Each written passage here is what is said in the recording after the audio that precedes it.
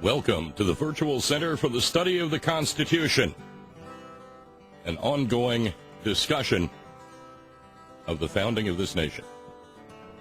The executive director of the Virtual Center is Dr. Bill O'Brien.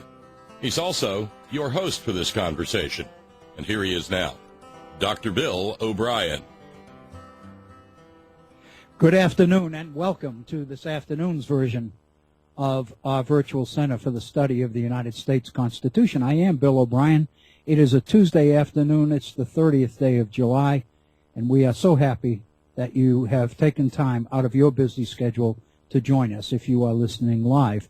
And let me welcome those of you who will listen to the program later. We know that today's world with iPods and iTunes and all the rest of it, folks will be tuning in later or picking up on the website the archived program. And so some of your reactions will be long after the program has ended in real time, and that's fine. And I think basically this is change that I personally am going to have to become more comfortable with and more used to. It is a pleasure to be with you today, and again, I thank you for giving us a portion of your time, and I commit once again to the idea that I am absolutely driven to make your investment of time in this program, as much as I can, a worthwhile investment on your part. I realize that that you have a number of different options to listen to on the internet, as well as not listening at all. So therefore, I believe that the burden of proof is on me to make this time worthwhile, and as I do each day, I commit to that. If you would like to participate more actively in our program by giving us a call, we would love to hear from you. Our phone number is area code 304-658-3333. That's 304-658-3333. If you'd like to exchange or share your ideas with me personally via email, then I encourage you to do that as well. And as I try to remember to say each day, I will make sure that if you take the time to put your ideas down in writing and send them to me via email, I commit to the idea that I will basically respond to you in kind. If you take the time to do it, I promise I will take the time to, as best I can, to respond to it or to take direction from you. And if it's something that I can't respond to, then I have a little learning exercise ahead of me, and that's really what this is all about anyway. It's sharing ideas and sharing perceptions and learning together. So I look forward to today's program. I look forward to hearing from you. Our phone number, again, area 304-658-3333. My email address, waobrien906@gmail.com. That's waobrien, IEN, 906, all one word, at gmail.com. And when we finally got everything put back together again, when we came back, we had about 15 or 16 minutes left in our second hour. So we really didn't have time to go into a whole lot of detail. But we were into industrialism in its early stages in New England, primarily in the context of the textile mills, which opened in New England in the early 19th century. It becomes the beginning of industrialism in America. Obviously, we had trade unions long before this. If you go back into the 18th century, in cities like Philadelphia, for example, you will find that there are organizations of trade unionists, of tradesmen, who form brotherhoods together and seek to try to improve the working conditions of these skilled craftsmen. And there are evidences of the rudiments of labor organization in 18th century America in many of its cities. And again, most people will focus principally on Boston and Philadelphia, especially, as evidences or indications where these initial stages of what we later come to call organized labor or unionism in America have their beginnings. I think it's very significant, and again, this is just something that occurred to me right now. I hadn't really thought about this earlier. But I think it's very significant that when most people look for the origins of organized labor in America in the 18th century, they usually go to Philadelphia. And again, I think, I haven't done any research on this, but my speculation, my observation in thinking about this would be that the nature of the settlement of the middle colonies, primarily Philadelphia and the Philadelphia area, coming as it does from northern and western Europe, and the fact that it is such a diverse population, because if you remember your colonial history, and I don't expect that a lot of people do, but many people do remember when they had to memorize so much information about the early colonies, that William Penn, in order to make the Pennsylvania charter pay off for him as proprietor, who received the charter from the king, William Penn basically opens Pennsylvania to anybody, to settlement by anybody, as long as they believe in the Lord Jesus Christ. And the result is that the middle colonies, Pennsylvania generally, and the surrounding colonies, tend to be populated by a diverse variety of people from different places throughout Western Europe and other places as well. And so Pennsylvania becomes, interestingly enough, Pennsylvania becomes kind of a model for the development of the nation as a whole, because in Pennsylvania from the very beginning we see the diversity, not only the national, the different nationalities represented, but also different religions and different cultures. And governance in Pennsylvania and in Philadelphia generally, governance almost requires that you come up with a way to deal with a diverse population.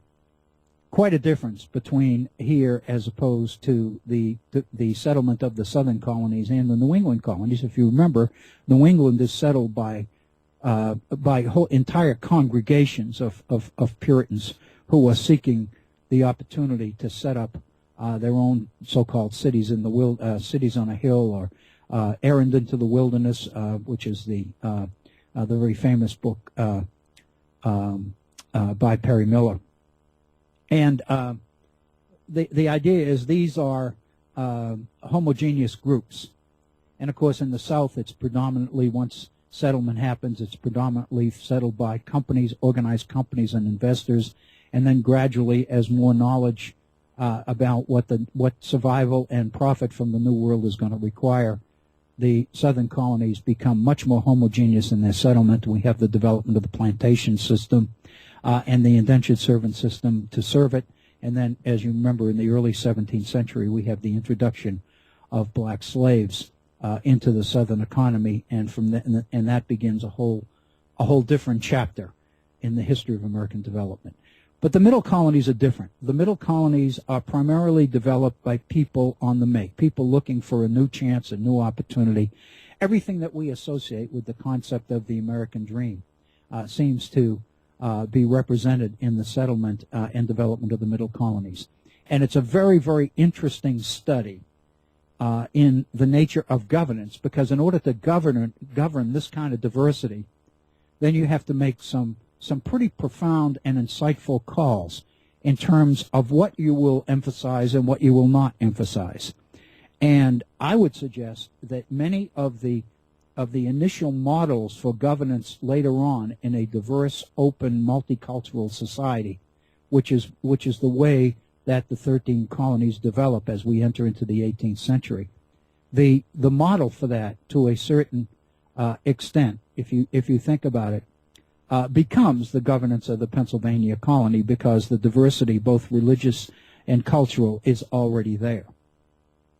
And the model for phenomena or concepts like separation of church and state, for example, is born in the middle colonies, because realistically, separating government from religion in a diverse religious context like this is the only way to go. The only way to govern such religious diversity is to de-emphasize religion, take it off the table, and basically emphasize the kinds of things that everybody has in common, not the things like religion that people have which divide or things around which they might disagree.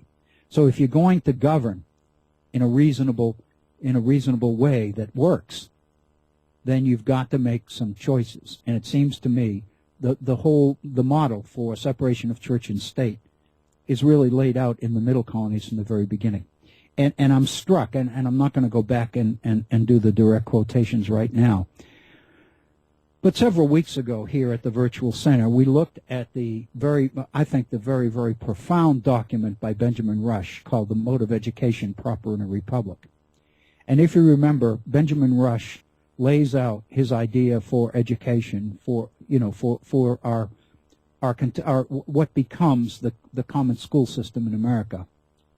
He lays it out in 1786, which is during the Confederation period, but before the convening of the Constitutional Convention in Philadelphia in May of 1787. So when Benjamin Rush is talking about the nature of education proper in a republic, he's not talking about the national republic under the Constitution. He's talking about principally the Republic of Pennsylvania in the 1780s.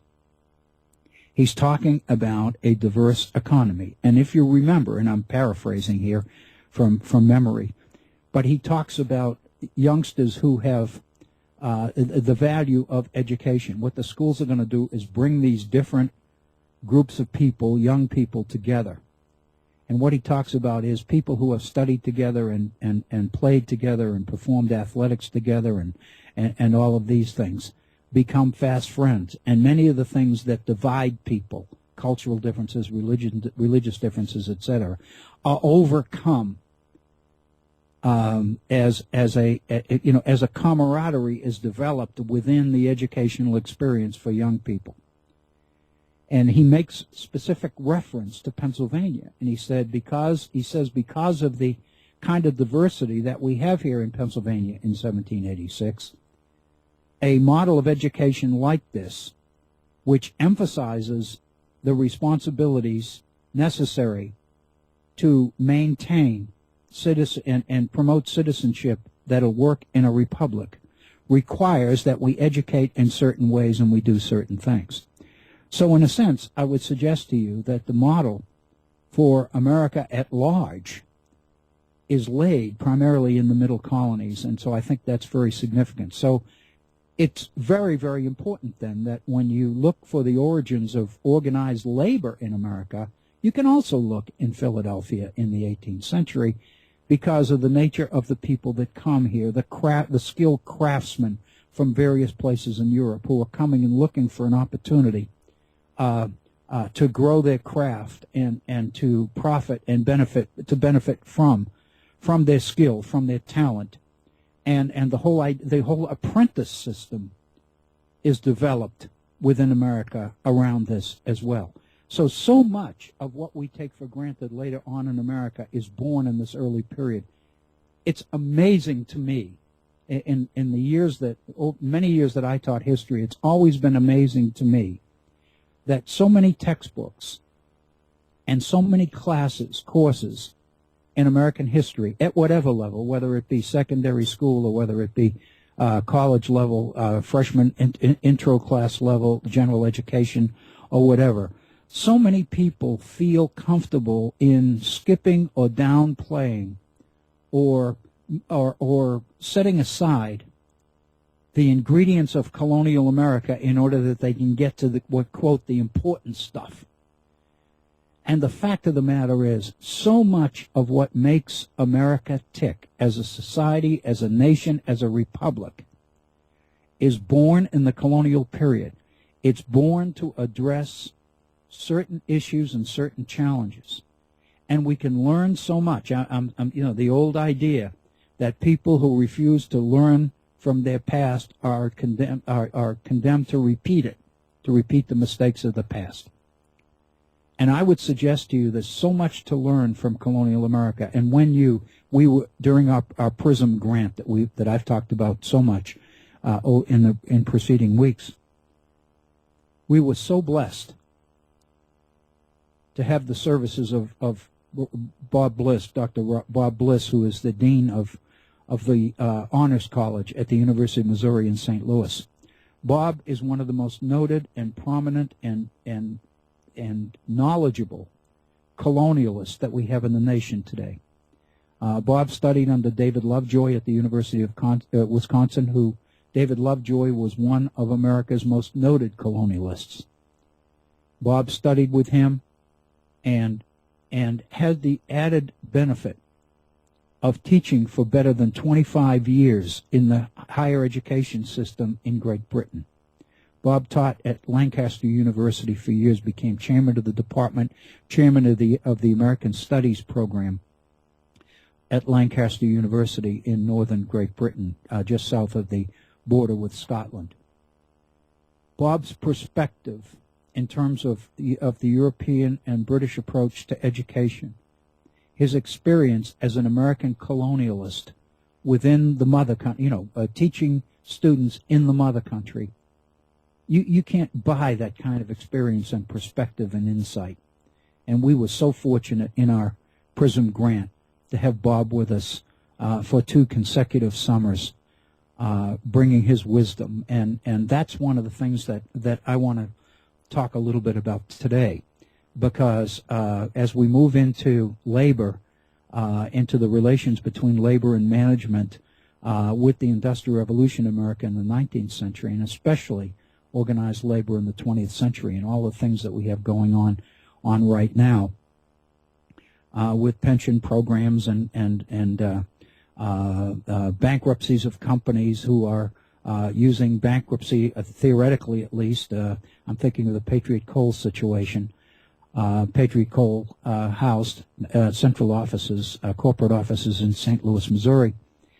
Patriot Coal's declaring of bankruptcy and its desire as part of that declaration to void contractual obligations, not only to its employees but to its retirees and their families in terms of health care and pension benefits and all the rest of it. It seems to me that the significance of these kinds of things that are happening in America in the relationships between labor and management are critical.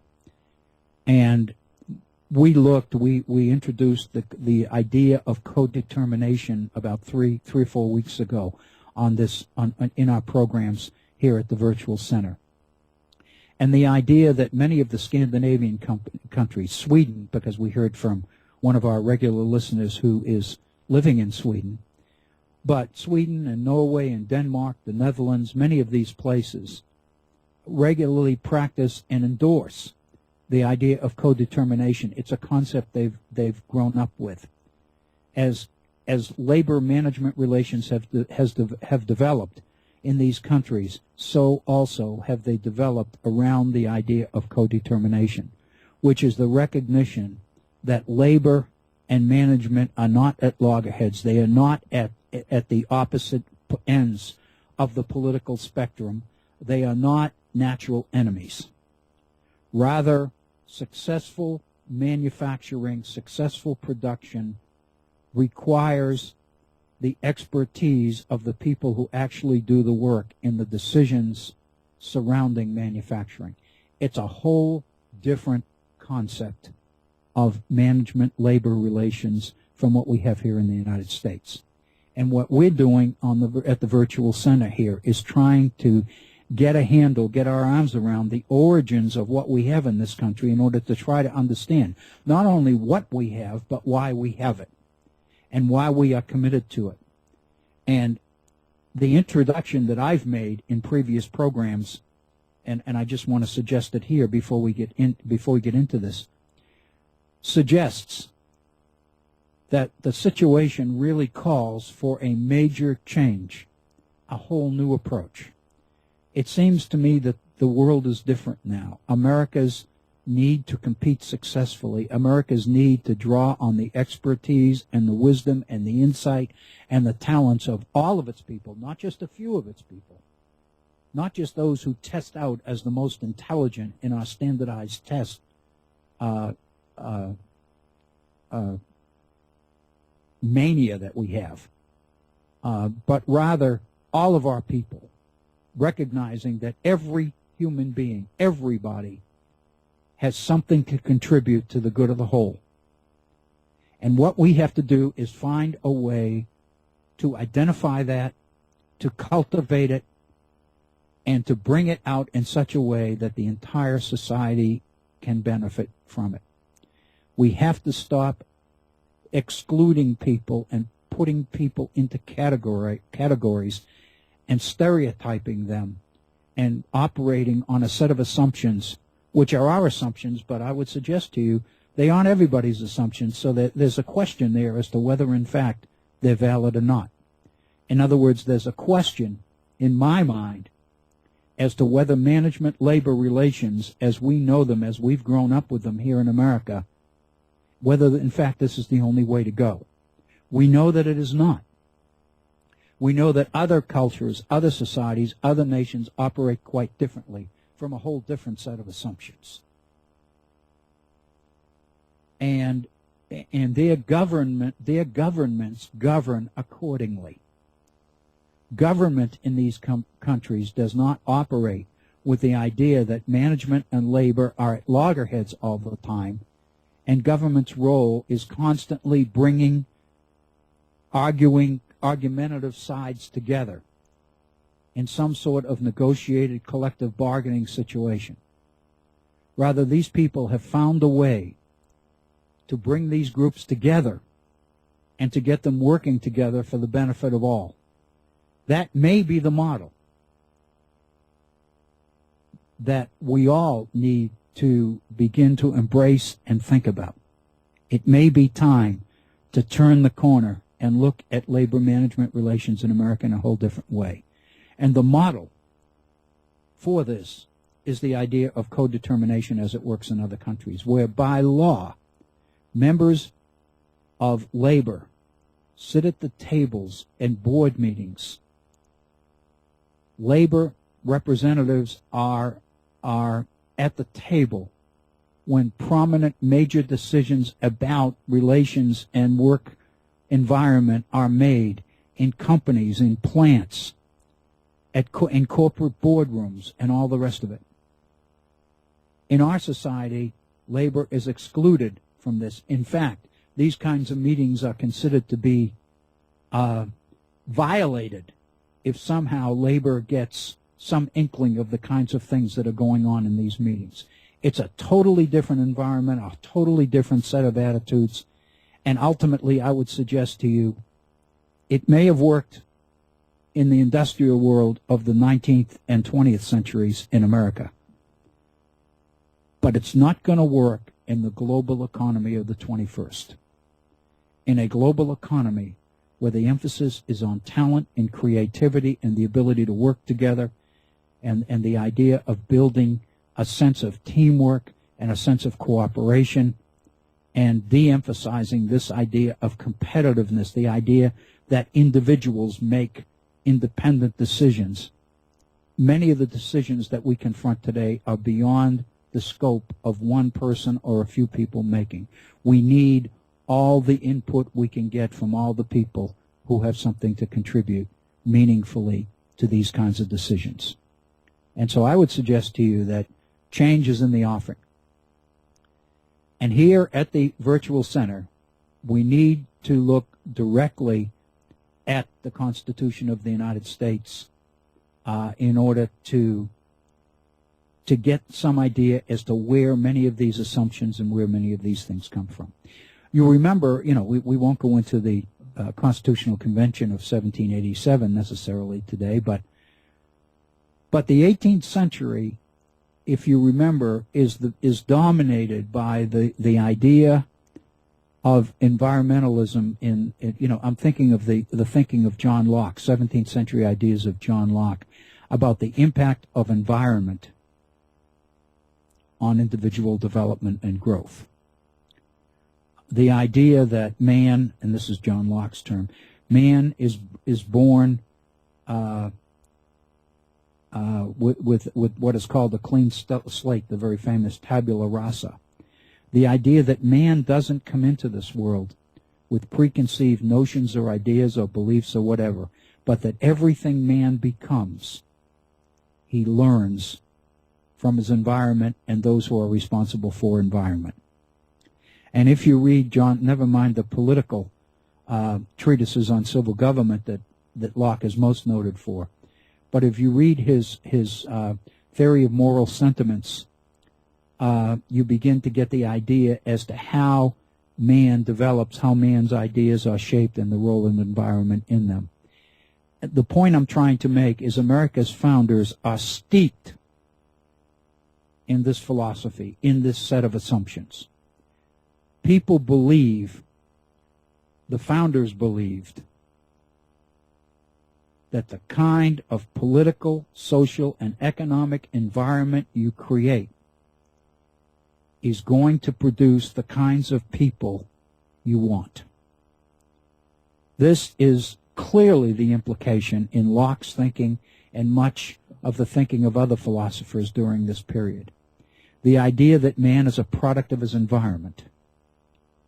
And the logical conclusion from that, this is a little bit of philosophy here, but the logical conclusion from that is if you believe that man is a product of his environment predominantly, never mind exclusively, Locke believed exclusively, then the next logical step to that understanding, to that assumption, is that if you can control environment, you can literally produce the kind of people you want.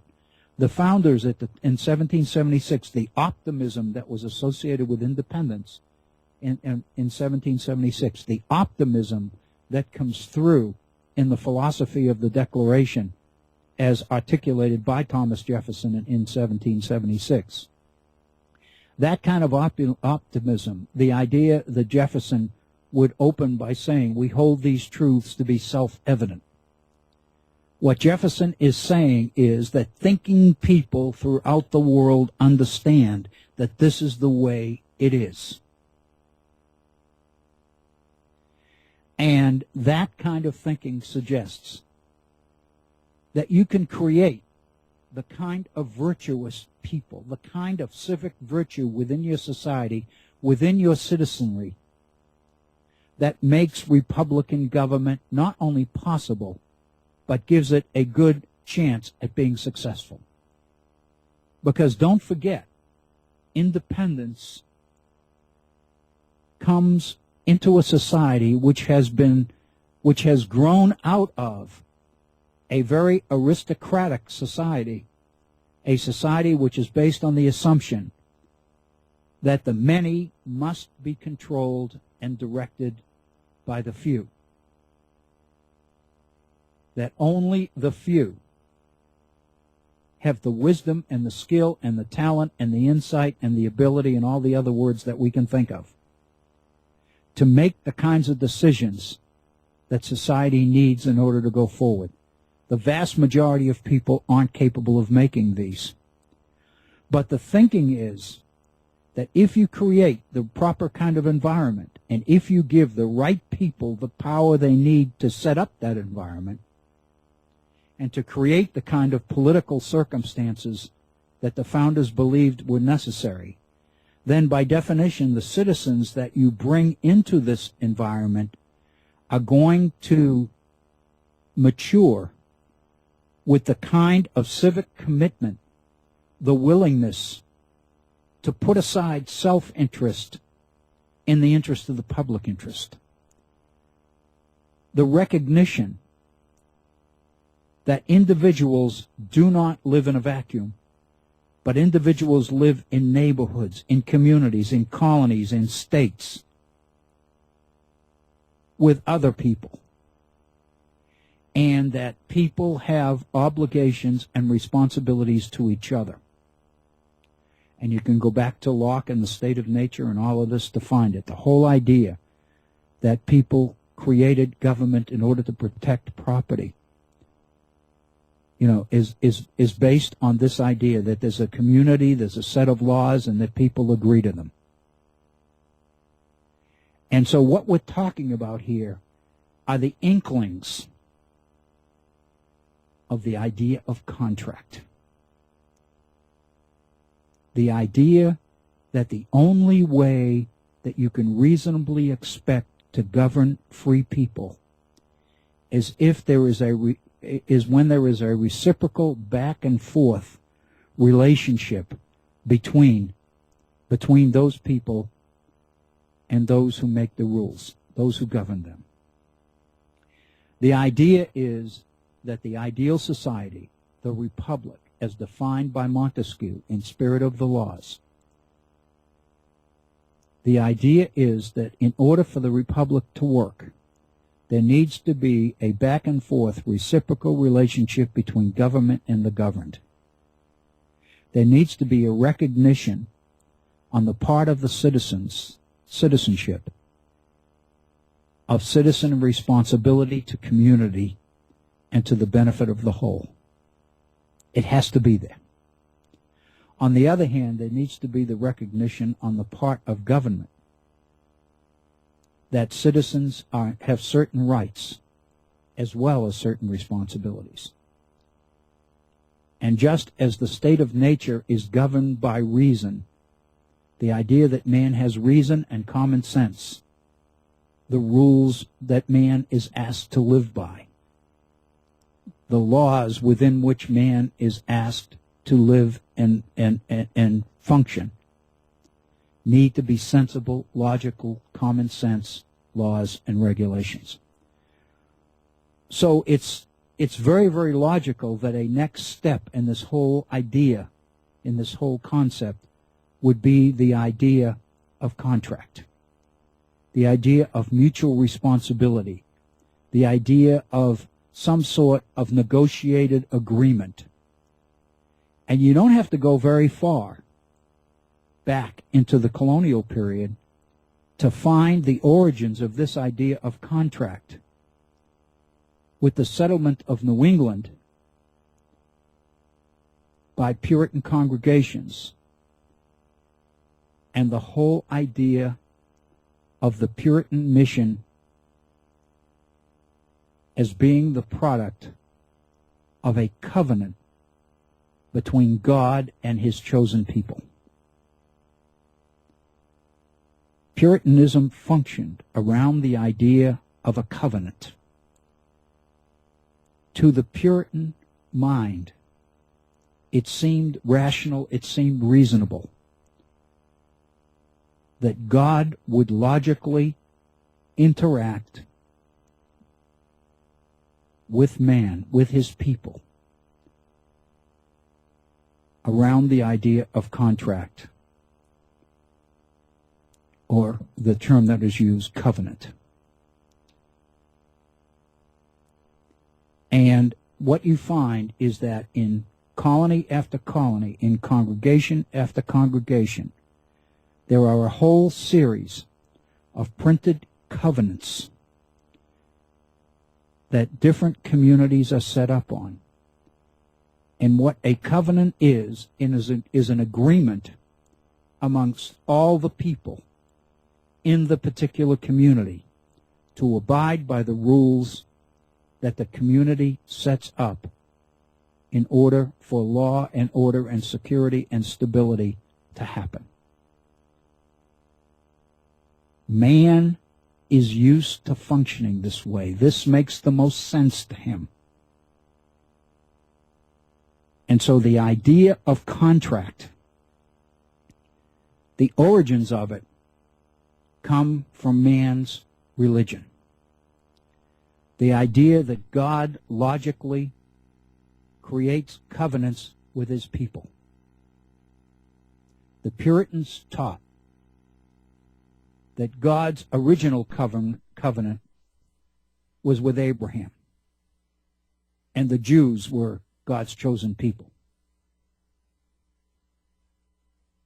But the Jews violated the contract. They broke the covenant when they rejected Jesus Christ. And the Puritans believed that God so loved mankind that he gave man a second chance.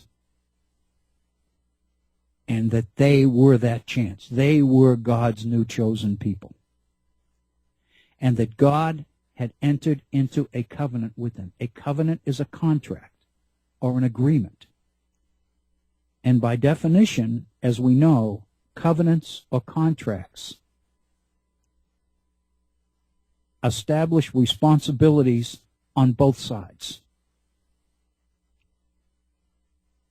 And so God's covenants would obviously be, if we want God to do this, then we must do that.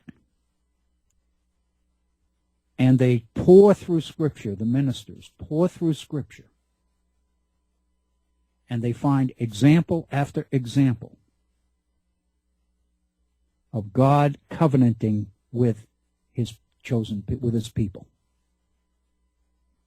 And the basic idea of the so-called errand into the wilderness, what John Winthrop in his speech coming over on the Arbella referred to as a city on a hill, that God had chosen these people to set up his ideal community. And the only way they could do it was to leave the old world and literally go into the wilderness, where they had the freedom and the flexibility to set up God's ideal community as God wanted it set up, as he laid out, as was laid out in Scripture. And the if-then part of the contract, of the covenant, is based on the idea, if you follow God's plan, if you do exactly what God has laid out for you to do in Scripture, then God's response, God's part of the bargain will be that the community will flourish. But by implication, if you don't live up to the terms of the covenant, then God won't live up to his end of the bargain either, and the community will suffer. This is a community. These are people whose whole worldview, the whole way that they look at life, consists of looking for signs. Ministers are looking for signs or signals from God that they are conforming to the terms of the covenant or that they are not. And so there's an inclination, logically, there's an inclination amongst these people to interpret Indian raids, bad economies, droughts, floods, disease, disobedience to parents by children,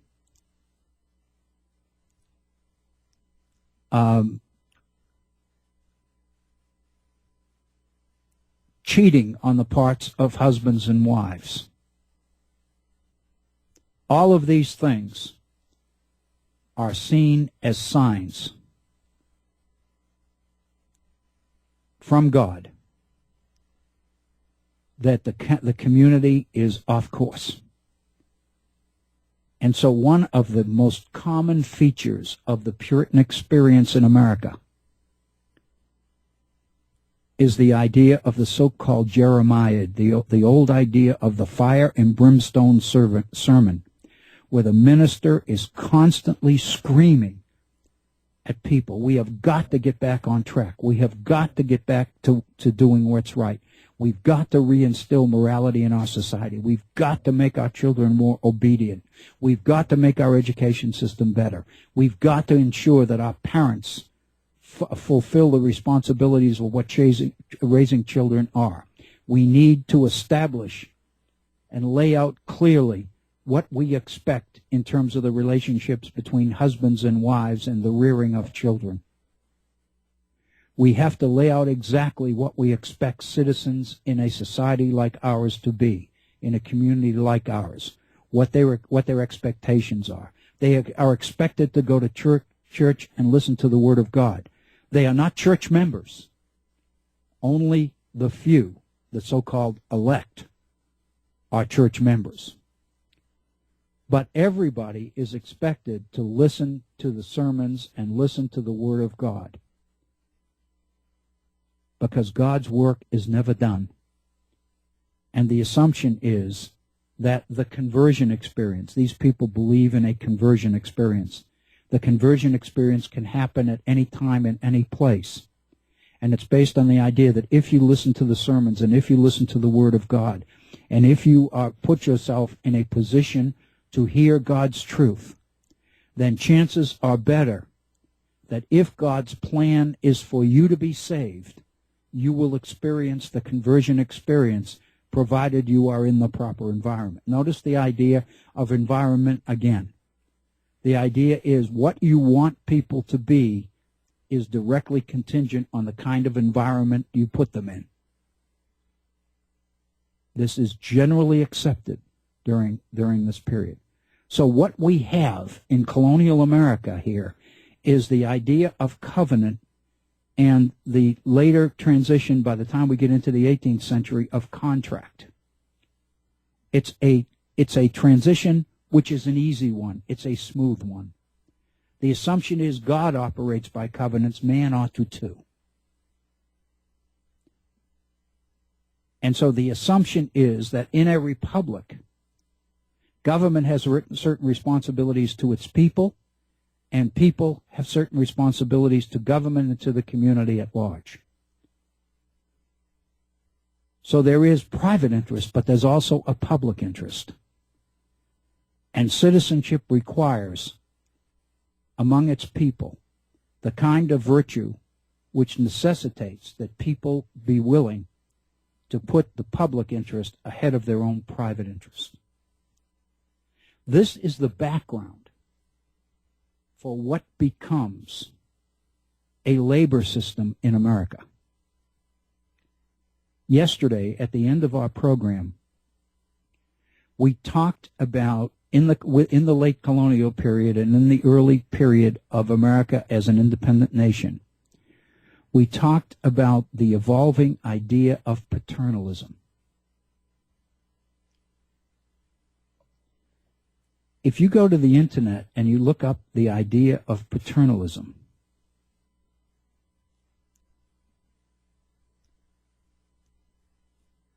the idea of paternalism is the basic idea that some people are better able than other people to make the key decisions. Paternalism is based on the idea that everybody's not equal. Everybody's not equally intelligent or equally insightful or whatever. The idea of paternalism is based on the idea that certain people have a responsibility to make decisions for other people who either aren't capable of making those decisions themselves, or, more dangerous even, are inclined to make decisions which run counter to the public interest rather than decisions that are consistent with the public interest. In fact, one of the things I wanted to share with you is psychologists talk all the time about the difference between soft paternalism and hard paternalism. And I was very, very taken by this, and this is what I found on the internet. Philosophers following Joel Feinberg's influential book called Harm to Self, which was written in 1986, usually refer to the term soft paternalism when they're talking about paternalism towards a person whose action or choice is insufficiently voluntary to be genuinely his or her own. Hard paternalism means paternalism toward a person whose actions or choice is sufficiently voluntary to be generally his or her own. So in other words, you're dealing with two different issues here. One is paternalism is called for when you're dealing with people who aren't qualified to make independent decisions on their own. But paternalism also comes into play when you're dealing with people who believe they are qualified to make decisions on their own, but from your perspective, the decisions they make are inconsistent with, rather than consistent with, the public interest. So in one case, the paternalism is much more gentle, much more human, much more humanity-based, if you will. In the other, it's hard paternalism. It comes down to the issue of power. I have the power to tell you you're not going that way, you're going this way. I would suggest to you that much of our foreign policy,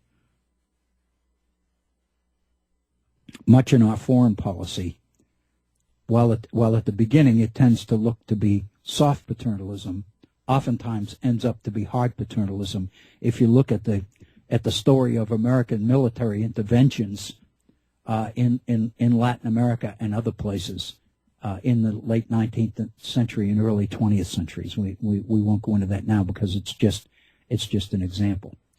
But yesterday we were looking at the idea of paternalism in colonial America as it evolved into the early years of the nation. And I was citing examples. In fact, I read a quote from Gordon Wood in his Radicalism of the American Revolution. And his section in his, I believe it's his third chapter, he talks about enlightened paternalism. And if you read that section, what Wood is talking about, it's just rich with quotations from the founders, from primary sources. And what Wood has done is develop the evolution of paternalism into a much more contract-like situation. What Gordon Wood means by enlightened paternalism is the idea that there's a responsibility of both parties. There's a recognition of the need for paternalism. There's a recognition that everybody is not equally qualified or capable to make independent decisions in certain key areas. So paternalism is called for. Decision-making by one's betters is one of the traditions that comes out of the colonial period, that comes from the old country as well. The idea that we're not talking about a society in which everybody's equal. We're talking about a society in which people clearly are not equal. And John Adams and the rest of the founders talk repeatedly about what they call the natural aristocracy. There are certain people who are born to lead. And again, I think John Adams, in the way that they raised John Quincy, the way that he and Abigail raised John Quincy, and you can find it in his papers, in his letters, and the letters back and forth between them in terms of the way they raised the children. It's so insightful because John Quincy Adams is raised to be President of the United States.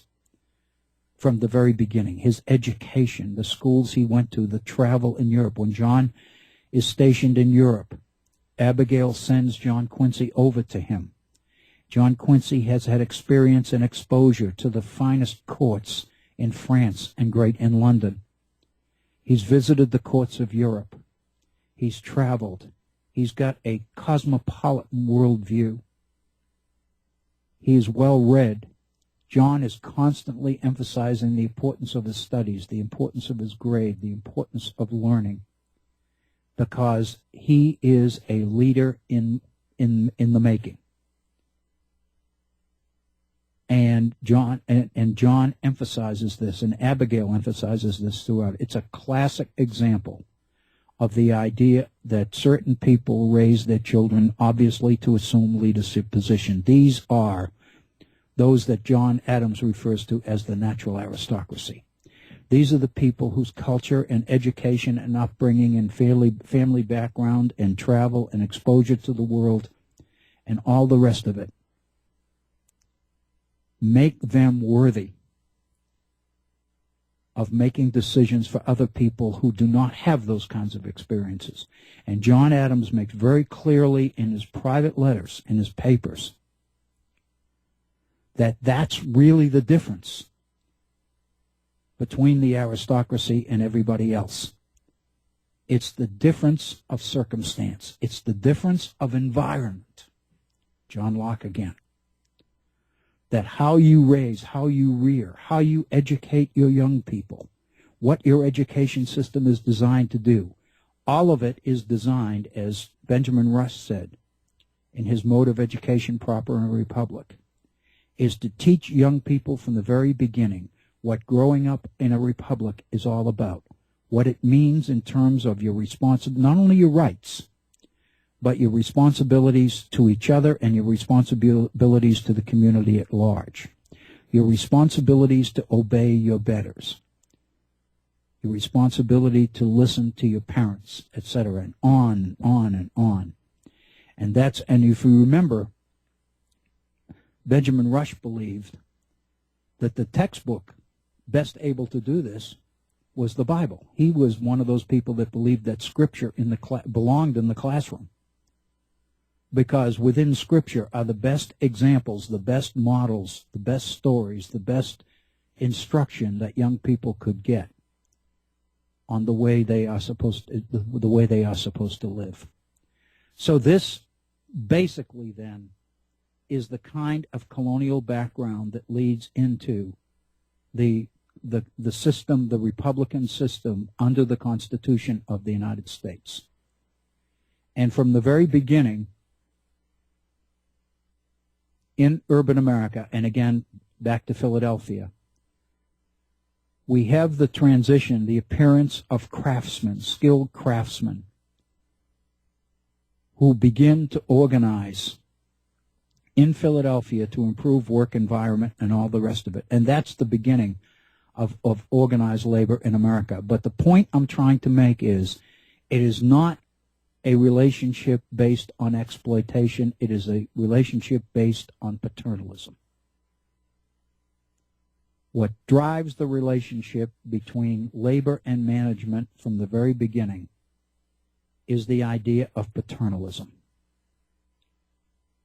The idea of improving one's skills for the benefit of the community at large as well as your own self-interest. And the whole idea of craftsmen, the whole idea of skilled craftsmen, and the apprentice system, the system where young people apprentice themselves, attach themselves to skilled craftsmen, and learn the craft from the master. That's education. It's education driven by not the ability to get a job, not the ability to meet the right people and all these other sideshows that are associated with our education system today. Education at the beginning is seen as an opportunity to learn from the master, to learn from the best. And the idea is that what you become is directly contingent on the environment within which you are raised. It's this Lockean idea of environment controlling the kind of people. So Benjamin Rush, when he writes his Mode of Education Proper in a Republic, is basing the whole paper on the idea that if you want Republican government to work, then you have to teach young people what responsibilities they have as citizens in a republic. The responsibility to be educated, the responsibility to learn, the responsibility to get along with their other people, the responsibility to see the needs of community as well as their own self-interest, the responsibility to work in teams, the responsibility to cooperate. All of these things come very, very close to the idea of paternalism. When industrialism emerges in the New World in the early 19th century, primarily in New England, in the textile mills, which developed within 10, 15 years of the turn of the century. The Boston Manufacturing Company, 1814, during the height of the War of 1812, the textile mills that are developing in New England develop in the 18-teens and the 1820s. And the relationship between employer and employee is not an exploitative one. It is a paternalistic one. And as we talked about at the end of our program yesterday, the domestic labor force that mill owners believe best suits the nature of the enterprise are the young women who are growing up in and around rural New England. And if they can persuade parents to trust their daughters to come to the city, work in the mills, in exchange for a controlled, secure, culturally positive environment. These girls, called, historians refer to them as the Lowell girls. This is the Waltham system. They learned it in Great Britain, but they wanted to develop industrialism in America with one major difference. Rather than the evils of the Industrial Revolution as laid out by Charles Dickens and others in Hard Times and Tale of Two Cities and all of the rest of it, the evils of industrialism in America, in Europe's cities. The industrial leaders in America believe that you can have all of the positives of industrialism in America, but that if you manage the relationships between business and labor in a proper way, if you treat labor the way labor ought to be treated, they believe, America can experience the benefits of industrial development without the evils of the Industrial Revolution, without the poverty, without the crime, without the disease, without the health problems, without the filth and all the rest of it that go with Europe's large, overcrowded cities, with large numbers of unemployed people, and the violence and the disease that is associated with that. So the ideal paternalistic system that is set up as the Waltham system in New England in the textile mills is to have these girls live in company housing, company boarding houses, supervised by matronly ladies who will make sure that the girls are in their rooms and in bed by 10 p.m., for example, that they see to their studies. They are regularly exposed to theater, to good music, to culture, to good literature. They are taught manners. They are taught how to dress, how to function in public, how to introduce themselves, how to meet strangers, how to interact, how to behave at the table during dinner time, how to use the proper knives and fork and wine glasses and water glasses and all the rest of it. What the owners of the mills promised the parents is that in exchange for the labor they received from these young, unsophisticated young ladies, the end product is going to be responsible, cultured, well-behaved, intelligent, bright young women. It is a contractual relationship. It is a covenanted relationship between employer and employee. It stems directly from the colonial period. It has all the ingredients. So the question, as we approach the top of our first hour, the end of our first hour together, the question that we are confronted with is what happens to this? What is responsible for the transition from a system based on humanity and paternalism and caring to a system which is driven principally by profit motive and the desire to exploit labor?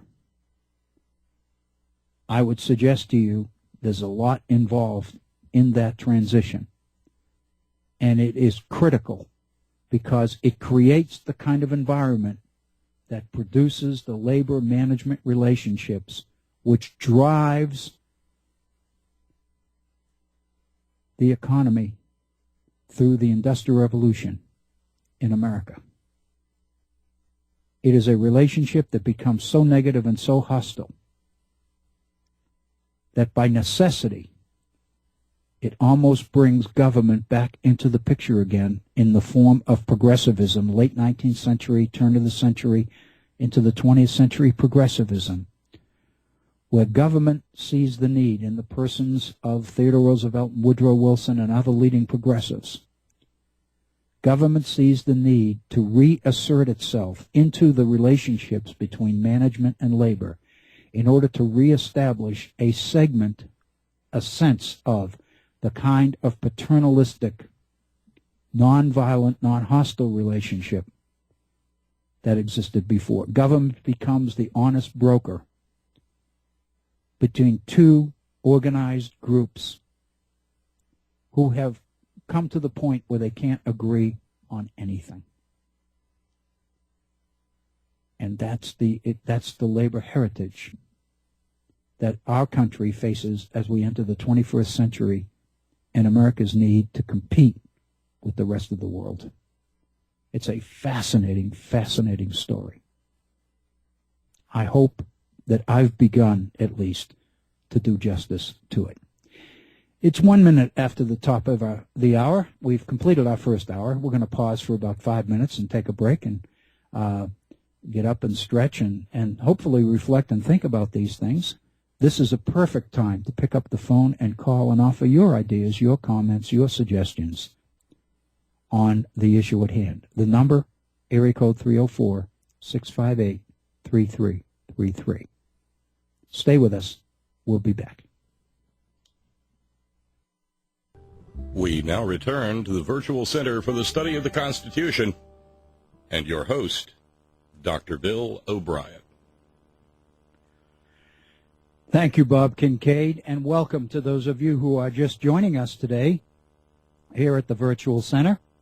We invite you, if you've been listening, and you do have a comment on our first hour, we talked basically, I think, the intent was to look at some of the colonial origins of what becomes the management-labor relations in the United States as the development of the Industrial Revolution in America happens in the 19th century, primarily at the end of the 19th century. That's when the full brunt of the Industrial Revolution hits with the end of the Civil War. We've talked about that before.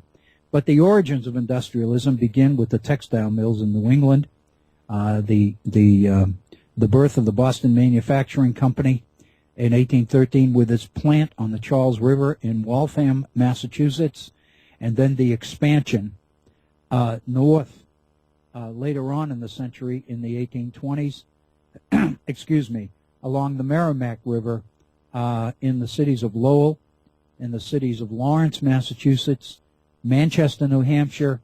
The mill system expands tremendously throughout New England. And, of course, with the development of the cotton gin in the South and the ability to harvest and process large amounts of cotton and feed these mills, these textile mills, the relationship between New England and the New England mills and the Southern cotton plantation system becomes a very fruitful one economically, but a very negative one in terms of the labor demands that the system creates on the South. It basically creates the benefit of an expanded slave system at the very time when it looked to most observers like slavery was a dying institution in America. The cotton gin and the development of the mill system in New England creates a dependent and interdependent relationship between North and South in terms of the agricultural system of the South. And as we mentioned in a previous program, the result is that the South continues to remain in a colonial status economically, and its relationship with the North the same kind of relationship it had with the mother country when the colonies were colonies of Great Britain. So in a sense, with the development of industrialism in America, the South really doesn't change because the South is feeding the raw materials into the development of this industrial system. It's a very, very interesting phenomenon. And if you go to any, I don't care, any reputable textbook in American history in the early 19th century, they all have them. Look for the maps about the development of the canal system and ultimately the development of the railroad system in America in the 19th century. And what you will see is that most of the internal improvements in America, roads, canals, bridges, railroads, all the rest of it, all of it, tend to connect Northeast and Midwest. Relatively few of these link the South. The South remains predominantly agricultural and predominantly a producer of raw materials for the economic development of the North.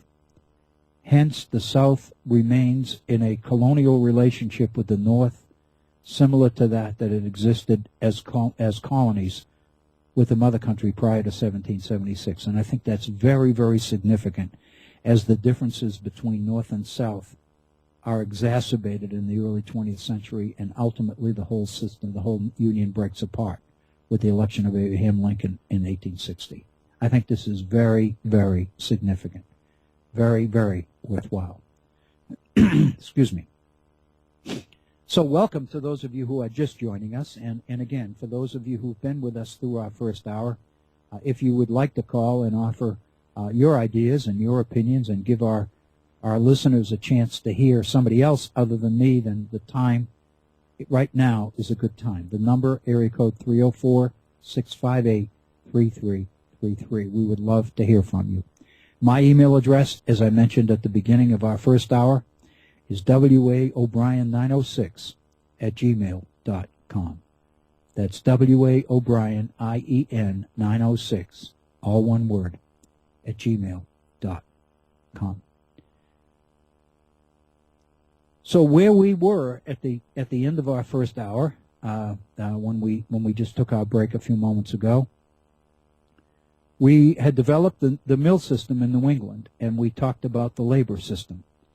And primarily the labor system was based on the mill's recruitment of the young daughters of rural residents in and around New England who were persuaded that the benefits of sending their daughters, of allowing their daughters to go to the city and work in these mills,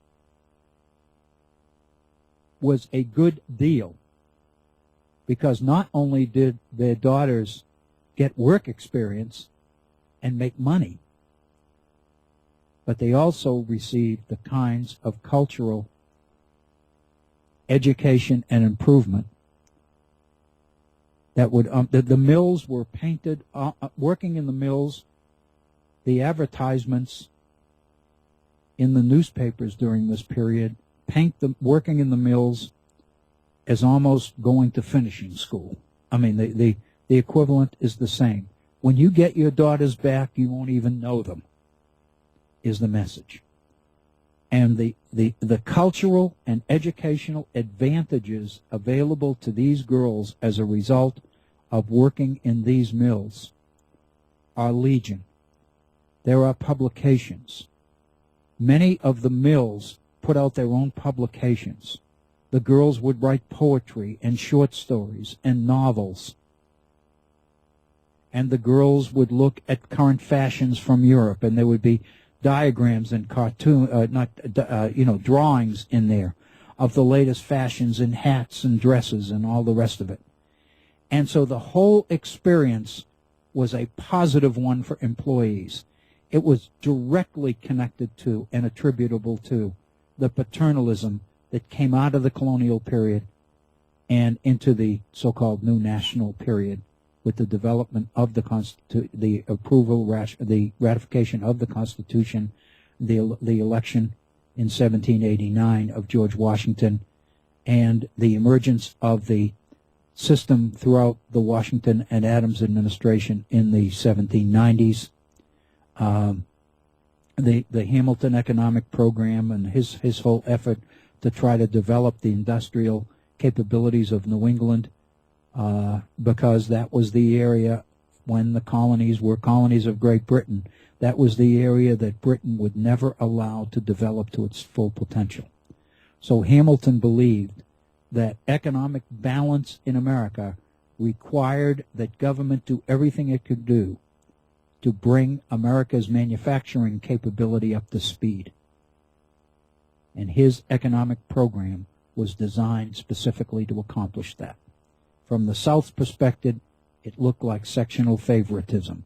It looked like Hamilton and government were getting behind and supporting New England and the bankers and the merchants and the industrialists of New England at the expense of the planters and the farmers of the South and West. That's exactly the way it looked. And of course, Hamilton's idea was that if America is to reach its full potential, then it's going to have to break the dependence on Europe of getting all of its manufactured goods from Europe. That was what the British mercantile system required of its colonies. So Hamilton believed that in order to have a balanced economic system, America had to develop its manufacturing capabilities to its fullest. And that meant that government had to engage in direct subsidies to the priorities of New England and middle state business and industry and commerce and finance. There's absolutely no question that the policies being pursued at the national level during the Washington, Adams, and Jefferson administrations, even the Jefferson administration, seemed to be directed more towards the North and Middle colonies and the East than they were toward the South and West. And the South, many believed that with the election of Jefferson in 1800, the situation would reverse. But Jefferson does not turn the country 180 degrees in an opposite direction. He does not undo the Hamilton program, all of it. He does believe in agriculture and the benefit of the farms and all the rest of it. We talked about that. But Jefferson's position when he is elected in his very famous inaugural address, "We are all Republicans, we are all Federalists," he makes the point in his inaugural address. In other words, we're all in this together, we got to work together, we got to support each other, etc., etc. So Jefferson is not the pro-South, anti-North president that many people in the South and West believe that he's going to be when he's elected. And it is no accident, and this gets into the politics of the period, it's no accident then when given the choice during the hung Congress in the debates between Jefferson and Aaron Burr, there's absolutely no question that Hamilton's willingness to swing his influence toward Jefferson rather than Aaron Burr is a well-thought-out strategy. He recognizes that in spite of Jefferson's background and his Southern heritage and all the rest of it, Jefferson is first and foremost a dedicated American citizen, and he's not going to do things that are going to jeopardize and undo everything that the nation has achieved in its first 10 years of existence as a nation under the Constitution. And of course, as we know, as a result of Hamilton's behavior in that disputed election, he and Aaron Burr end up in the very famous duel. And Burr assassinates Hamilton, as you know, in the duel. But anyway, we have the relationship. I have just a record here, just for purposes of putting dates on some of these things. It is in September 1813 that the Boston Associates purchased a paper mill in Waltham, Massachusetts, on the Charles River. And it appears that in the Waltham area of the Charles River, there's a 10-foot drop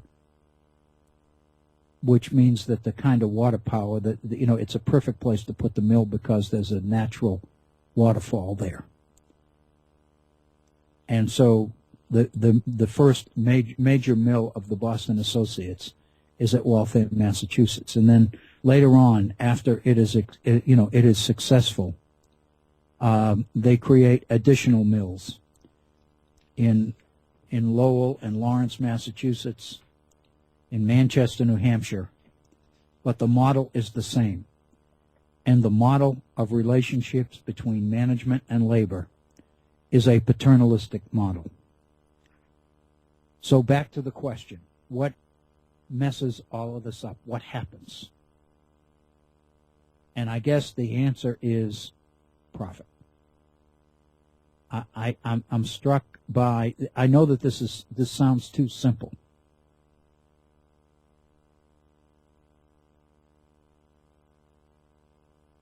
But when I go back to John Locke and look at what John Locke says in his discussion about the state of nature and what happens to community with the introduction of money and its connection to the idea of private property in the state of nature. Locke believes that the stability of the state of nature was relatively secure as long as people's freedom did not cause them to seize more private property than they needed or could use. Locke's position was that there was property available for everybody. And the security and stability of the state of nature was based on the idea that there was opportunity for everybody. And part of the requirement was, for that opportunity was, that it really wasn't possible for people to acquire more property than they needed and could use. That was the driving, that was the logic, that was the reason that governed the state of nature. It was common sense. But Locke makes the point that with the introduction of money, when you began to assign monetary value to property, that immediately translated into the idea that the more property you could accumulate, the more money you can accumulate. And money becomes the measure of success. And Locke makes the point, look for the introduction of money into the equation, and then you will see people beginning to acquire way more property than they need or can use. It literally destroys community because it makes the acquisition of individual wealth a goal. In the paternalistic system which exists in labor management relations in early 19th century America, the idea of profit seems to rule the day. It doesn't take long in the 1820s before you begin to see these young women who were recruited from the countryside organizing into union-like activities and engaging in strikes against their employers. When the employers begin to impose things like wage cuts, arbitrary cuts of 10, 15, and 20% in salaries, the idea being, obviously, the rationale being that these are necessary business decisions. But what they do is they produce a reaction on the other end. And these girls who have come there for very paternalistic reasons find themselves engaged in organizing activity where they are organizing shutdowns and work stoppages And employers respond to those work stoppages by turning to immigrant labor as a way to break the budding union activity that is happening in the New England mills. And what you begin to see is a gradual erosion of paternalism and its replacement instead by an environment of hostility and negativism between management and labor, which never abates. As the Industrial Revolution develops, that relationship goes on. And it is exacerbated to a large degree by the role of government during this period, because government is taking its marching orders from the past as well. Government leaders are steeped in the traditional ideas of vested property interests and the idea that property is sacrosanct. The idea of John Locke and the founders that the principal responsibility of government is to protect private property. So when there is a confrontation between labor and management in the mills, government's priority is always on the side of the employer, never on the side of the employees. Because everything that the employees seem to be after, everything that they stand for, everything that they do, seems to violate the cultural priorities which are integral to the development of republicanism in America. The idea of individual freedom, the idea of opportunity, the idea of individual responsibility,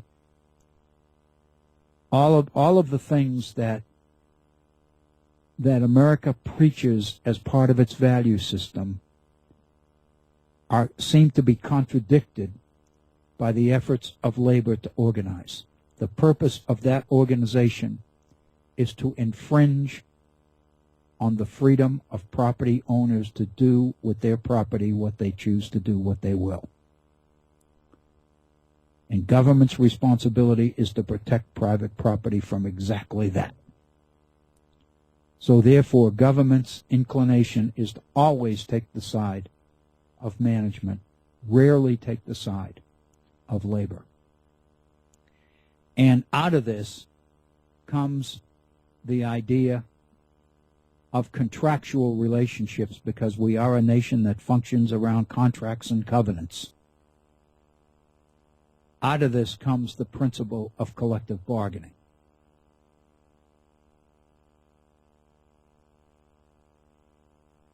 I just wanted to share, technically everybody knows what collective bargaining is, but I thought I'd share this with you just to kind of nail it down.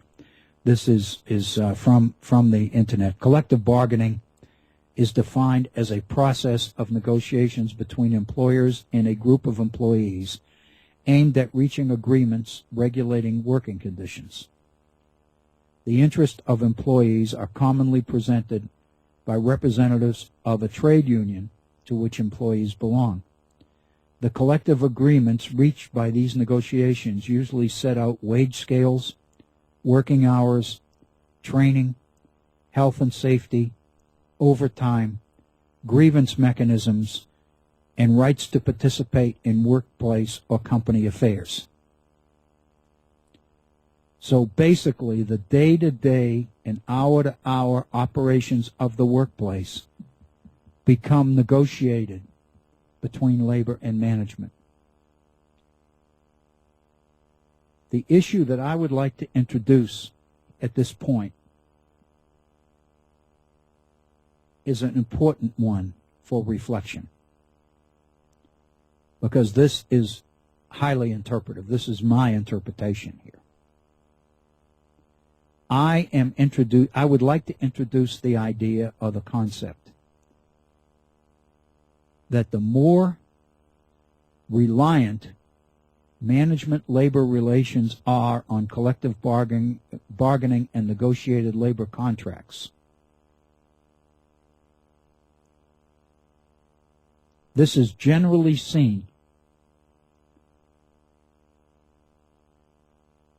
collective bargaining and its recognition and its support on the part of government when that happens is generally seen as a victory for organized labor. I would suggest to you that it might be what historians refer to often as a Pyrrhic victory. It could be an example of winning the battle but losing the war.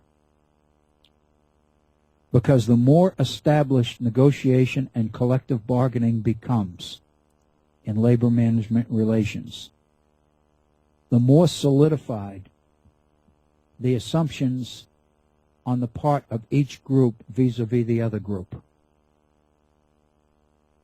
In other words, the environment that produces collective bargaining, the environment that produces the idea of contract, with responsibilities on each side, forever pits one group against the other group by definition. The more successful collective bargaining becomes over the years, the more government intervenes in order to sanctify and bless the idea of collective bargaining as the optimum way for business and labor, employees and labor, to get along. The more unlikely cooperative relationships between labor and management will ever be. I would suggest to you that the success of collective bargaining in America is accomplished to the detriment of even the possibility of something like codetermination taking root in America. So pitted against the other is labor and management in America that never the twain can meet. At least that's the assumption.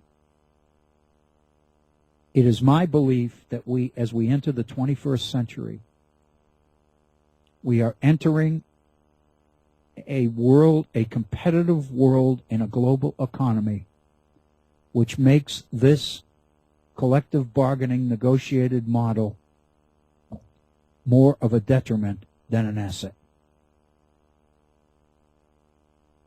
If America is to prevail in the competition with the world, it is going to do so because of the quality of the services and the products that it provides. Quality, more than anything, is going to cause people, quote, to buy American, whatever that is, whether it's services, whether it's financial advice, whether it's technological advice and software and all the rest of it. Whatever it is that is being offered in the marketplace, in the competitive marketplace, clearly quality, more than anything else, is the factor that's going to cause people to value American manufacturing or service delivery or whatever more than anybody else. The point I'm making is, if quality is the objective, then cooperation between labor and management rather than competition must be the answer.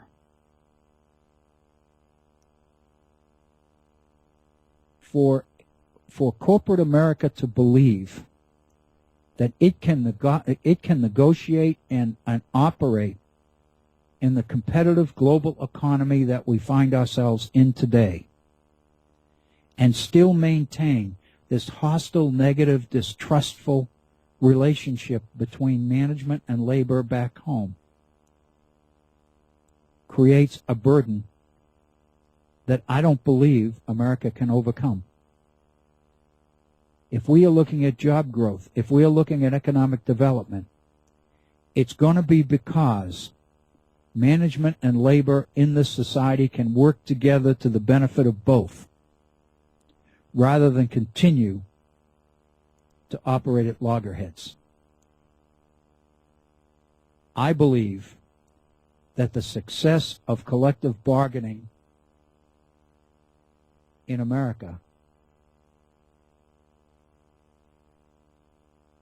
is looking like it's coming at a tremendous cost. It's making us less competitive. It's causing corporate America more and more to depend on government largesse at the expense of labor. It's leading to the development of the kind of an inequality of the distribution of wealth and income in America, which is very dangerous to the fabric of America, the very fabric of American society. It's creating a world in which the old idea, the traditional idea of the American dream, continues to exist for fewer and fewer people. It literally is destroying what we call the middle class in America. This is the first generation in our history where the younger generation really believes that it is facing a standard of living that is less than rather than superior to the generation that came before. This is the first time in our history that the younger generation is looking at the future with negative connotations rather than positive ones. Our whole history has been based on the idea that each generation recognizes and experiences a quality of life and a standard of living superior to that which went before. And technological advancement and discovery and creativity and all the rest of it fits right well, and it fits very well into that pattern. It all seems to work together. But the fact of the matter is we are running into a problem. We have a younger generation that is losing faith in the future. We have a population of young people at incredible rates that are dropping out of school without graduating from high school. We have a population with incredibly large numbers of people that are being lured into college and never completing. The graduation rates of our colleges and universities are abysmal. Our young people are incurring incredible debt because they are buying into the rhetoric of the idea that education is the ticket to a successful future, while at the same time they are living in a world which increasingly believes more and more that that future for them is not going to be there, which means that they are much more inclined to drop out. The people that continue to stick it out, the people that are graduating from college, are the children of the well-to-do. They are the people that are going to school on scholarship. They are the people that are not incurring a large degree of debt. Or on the other hand, they are people who come from a background where they are more than willing to incur debt because the institutions that they are attending, the elite institutions in America, the Ivy League schools and Stanford and the University of Chicago and all the rest of them, promise a payoff even though they are graduating with debt that is absolutely unconscionable to most Americans. People graduating from med school and law school with $150,000 and $200,000 in loans outstanding and all this, except for the fact that these people are anticipating incredibly high salaries. That is a debt that is not sustainable to our higher education system. It's driving many of our young people out. Our people are quitting school.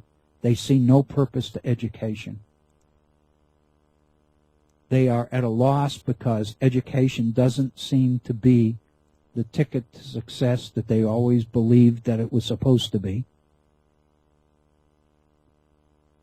I heard numbers today in a presentation that I heard at lunch, which suggests that only 79% of high school students in the state of West Virginia are graduating from high school.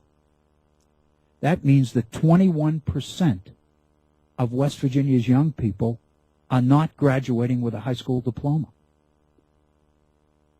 In this world, in this day and age, where post-secondary education is almost a must, this is a very, very dangerous, very bad situation. It kind of suggests that people are inclined not to go for the American dream the old-fashioned way. People are looking for schemes and gimmicks to make it. They see professional athletes and performers bringing down absolutely huge salaries. At the same time, they see people like teachers in the letter that we read yesterday directed to the North Carolina legislature, where dedicated, quality teachers are leaving the profession because they can't live on what they're making. Their salaries are so low that their children are eligible for Medicaid. The healthcare system is making it impossible for families to be covered. More and more, we're beginning to see examples of people who are ready to retire, but are not retiring because they're uncertain about their retirement future. They're uncertain about whether, in fact, they have the savings required, the retirement plan required to sustain them for the rest of their lives. The thing we hear all the time is you've got to be careful that you don't outlive your retirement income. So many people are never, in their own minds, never ready to retire. They're never comfortable about it because they aren't sure. Everybody knows that a serious illness with our healthcare system the way it is can wipe people out no matter what kind of preparation they've made. Just yesterday, I heard a situation where and this is a person that's very close to me, was telling me about a mutual friend who is a retiree, well along in upper 80s, 90 years old, who has recently entered a nursing home where the care is high quality. The cost, $190 a day. What kind of a requirement of a retirement nest egg do you have to have in order to be eligible for the possibility of spending your final days in a nursing home at a cost of $190 a day? Think about that. Nobody is ever ready for retirement if that's what people think might be in their future. So people are not retiring, which means jobs are not opening up. I have many friends. I'm in the process of retiring myself right now. I have many friends who continue to teach, and they do feel uncomfortable. They've told me. I realize that I ought to be getting out of the way and making room for new, younger people. But the fact of the matter is, I can't risk it. I've got a job in a society where fewer and fewer people have one. I'm reluctant to give it up. So, in a sense, we are looking at a number of problems, direct and indirect, all related to this. I would suggest to you that the kind of world we're living in, the kind of competition we find ourselves in as a nation, as a society, seems to call for a totally different approach. And I would suggest to you that the tradition of labor management relations which exist in the United States are acting almost like an anchor. They are anchoring us to the past when we need to break free in order to meet head-on the future.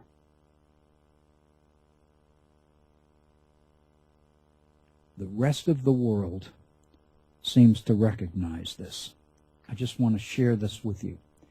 In June 2007, the Supreme Court of Canada extensively reviewed the rationale for collective bargaining as a human right, talked about the right of labor, working people, to have access to collective bargaining as a human right.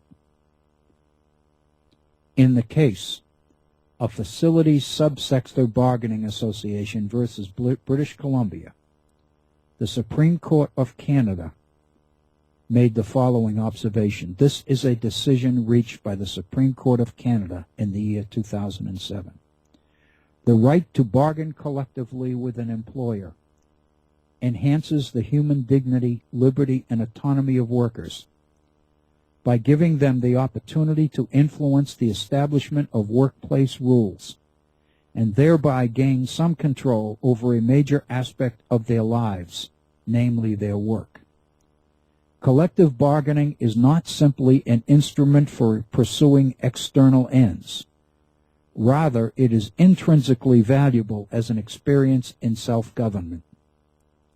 Collective bargaining permits workers to achieve a form of workplace democracy and to ensure the rule of law in the workplace. Workers gain a voice to influence the establishment of rules that control a major aspect of their lives. This is an approach to catch collective bargaining, I would suggest to you, which is quite different than ours.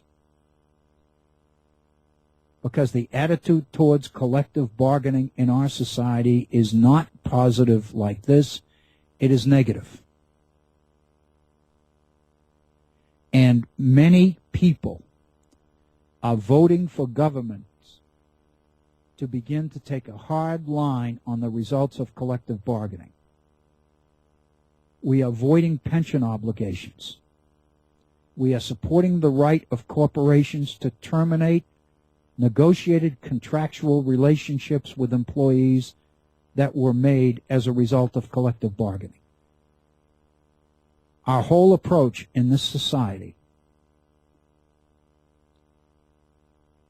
tends to be a pro-business, anti-union type of position. In the past, on this program, I've been talking about co-determination and laying the responsibility in the lap of labor and suggesting that organized labor, unions, have to begin to rethink what they're doing and begin to look more toward ways that they can make themselves indispensable to the employers in the generation and the development of quality in the products and the services that they perform. But I would suggest to you that an awful lot of the responsibility for this kind of change lies outside the prerogative of labor. It resides in the hands of corporate America. I was in business in the 1980s with a relative and very close dear friend whom I love very much, who came from a career of offering anti-union training to corporations throughout the country. If a company detected union activity in its workplace, then it would call for the services of a trainer like this,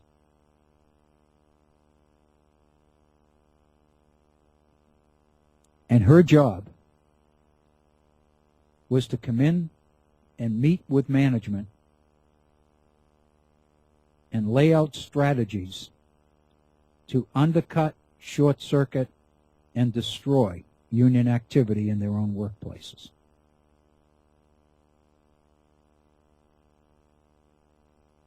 One of the major activities in America that is accomplishing the same thing, of course, are those states which have adopted right-to-work legislation.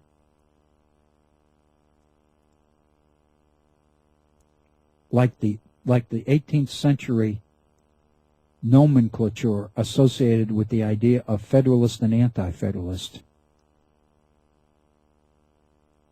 Most scholars recognize that a major advantage of the Federalists in getting the Constitution ratified was their ability to seize the high ground by grabbing the word Federalist before the real Federalists, who were the anti-Federalists, could get it.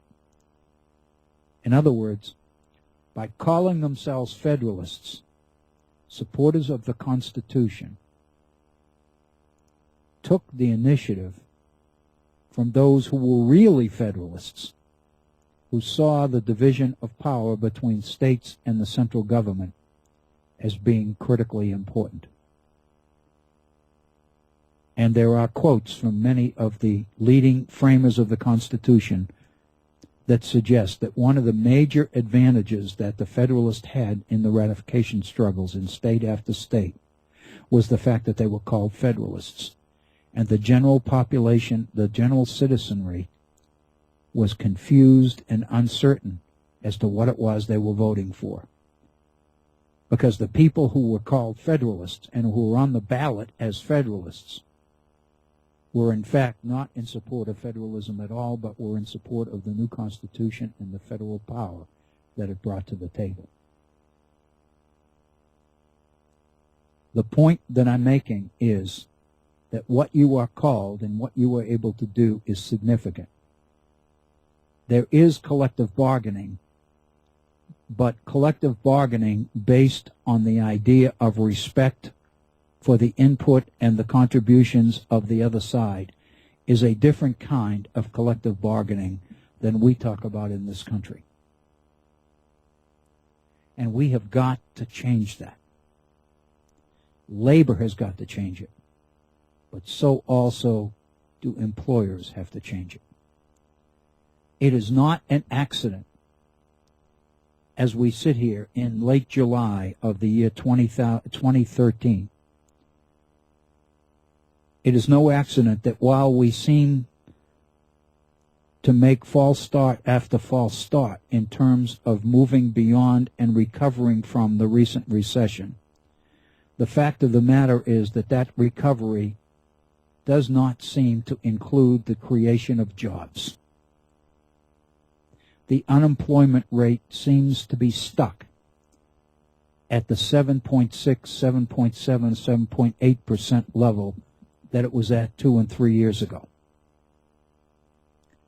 And yet it is very clear that corporate America is sitting on billions of dollars in capital, because the profit being generated by the recovery over the last couple of years is incredible, but it is not the kind of profit that it's making its way through the entire economy, because it's not being translated into jobs. Corporations instead are sitting on capital. They are playing with it. They are investing it. They are looking for the best deal with it. And the results are, for example, this is just one example, that you, the individual customer, cannot get any return at all on your savings account, cannot get any interest at all on your CD, because the fact of the matter is banks don't want our money, because they've got access to more money than they ever had. So banks are doing everything possible to discourage me from putting my money in the bank. They're almost encouraging me to not save, or to literally squirrel it away under a pillow somewhere or under my mattress. Everything we stand for as a society and an economy, we seem to be violating. And it all comes back to the set of assumptions and the historical tradition that brought us to the place where we are right now. A management labor system that was born in the spirit of paternalism and humanity and caring has turned into a system which is based on exploitation and the relationships based on power, on raw power.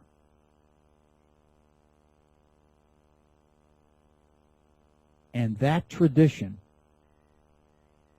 has become so fixed in our society and in our minds, and the assumptions which drive it are so fixed and so unchallenged in our way of thinking that it becomes very difficult to look at management relations in any other way other than the way we've grown up to see it happen before our eyes. And if we can't find a way to come up with something different, then I suggest to you that we're going to be in trouble as an economy and as a nation, because we're not going to be able to generate the kind of job growth which is going to sustain a vibrant, volatile middle class standard of living in our society. And all the assumptions which drive our republic, the assumptions of available opportunity, the idea that there is an American dream, the idea that the future is good, not bad, all of these things are suddenly questionable because of the assumptions, the fixed assumptions with which we come into the economy. The economists are measuring what happens and what we do. They're giving us the hard data. They're giving us the raw data. But by definition, economists don't point the way. They disagree depending on their own philosophical orientation or ideological preferences, if you will. We have conservative economists and we have more progressive liberal economists. But the fact of the matter is, depending on the ideology that drives them, they tend to rely on the tradition and the past and the precedents which support their position. They are not looking for answers. They are rather seeking to find more proof to support the answers that they believe should be there. We have got to break through this. We have got to change this kind of mindset. If we don't, then I don't believe that we can experience the kind of economic future as a nation that will even come close to the kind of past that we came from in terms of the ability of the vast majority of American citizens to enjoy the good life, so to speak. It is 58 minutes after the hour, and we're going to kind of terminate our program today. I hope that you will stay tuned to the Head On Radio Network for Bob Kincaid's program. He'll be coming up in a couple of minutes. I want to thank you very much for tuning into our program today, and I invite you to come back tomorrow for another episode in the Virtual Center for the Study of the United States Constitution. I am Bill O'Brien. We want to have you back again. Have a wonderful evening. Please be safe. Thank you for listening.